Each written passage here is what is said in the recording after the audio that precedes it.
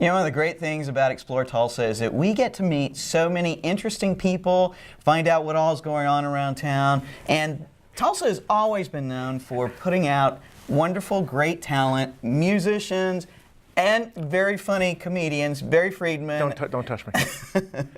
We've worked together, and I've known him for years, and he's just a very funny guy. If you've probably seen him tons of times, TV commercials. I know you've done a lot of stuff. I saw you on a Cox TV commercial. Yeah. Just a bunch of fun things, and now you're doing some writing with. I have a monthly column with Tulsa People, so that's my stamp on Tulsa every month. And I got to say, this is really impressive because we have a 2-camera shoot with 1 camera guy.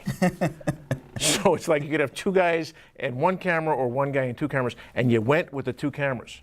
There he goes. He's going to the other one. Okay. Cody's quick. I have my own camera. This is my own camera. I don't have to look at you. It's just you and me. You have them. I'm making love to the camera. You feel warm? You know, it's always been my goal to actually do a TV show in the back of a store. And actually come to Video Revolution. I said, someday I'm going to go in that back room. I'm going to do an interview. I'm glad we made you dream. And here it is, yeah.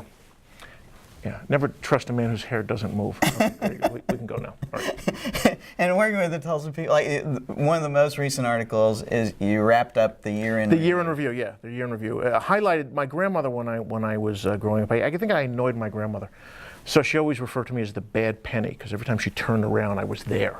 And the expression growing up was a bad penny always returns. And so I took that, and we have the Bad Penny Awards every year. Just highlighting the most dubious achievements. And what were those here in Tulsa?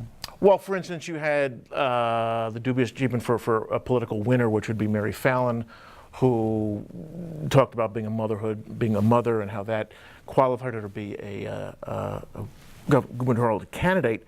But never quite mentioning how, you know, making the peppermint bark will actually improve your skills in balancing a budget. So just things like that. Talk a little bit about, let's back up a little bit. How did you get into comedy? What did you do before comedy? Oh, what's that? A great line in Rocky when she says, "Why do you fight?" He says, "Because I can't sing or dance," which I thought was great. I got into comedy. I was driving on an interstate in Tulsa, I-44, right by Tradewinds Easter Central, and there was a message board comedy contest.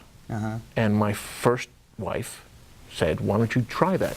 You seem to like it." So I entered the contest, $100 first prize for an amateur contest. Yeah. So entered that, won, no big deal. But the following week they had another contest, entered again, won again, which again didn't mean anything. But after that I decided, let me go to the comedy club and start working on an act. And that's how it started. I'm from New York, but I came to Tulsa to start comedy. But I love your shows. Thank you. You really get the crowd involved, and you can tell that you love what you're doing. You know. It really is. I mean, it's a cliche of cliches, but you know, getting up to do and doing what you like to do every day. I mean, you really don't ever go to work. I mean, last week, 2 weeks ago, whenever it was, when we had that snowstorm, I remember thinking, you know, I don't even have to worry about not thinking about whether or not I should go in today because I have nowhere to go. I have to go into my office. In what gym shorts should I put on? I mean, I don't go anywhere anyway. It's just the most wonderful feeling to have that freedom. So what would you tell the kids that want to be a comedian? Don't. If you have a skill, pursue that. It ruins every relationship you ever have. Cheers. No, I think if you want to do it, go ahead and do it. But you know, it is not going to be easy. There will be no money at the end of it. You will just enjoy the trip. And then when you get to be 65 or 70 and all your friends are retired, you will be working a club in Milwaukee. You can use in other ways. A lot of people have a hard time talking in front of people, so that's a good.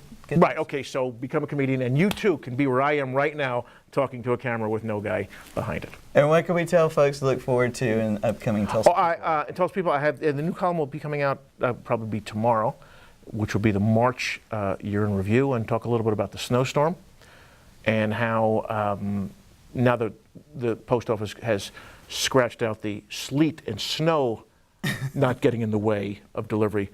We'll see how they do with the rain and the wind and the dark of night and the gloom of night, and just some political shots and things. Barry Friedman, comedian, writer. Look for his work in Tulsa People. Thank you very much, sir. Thank you.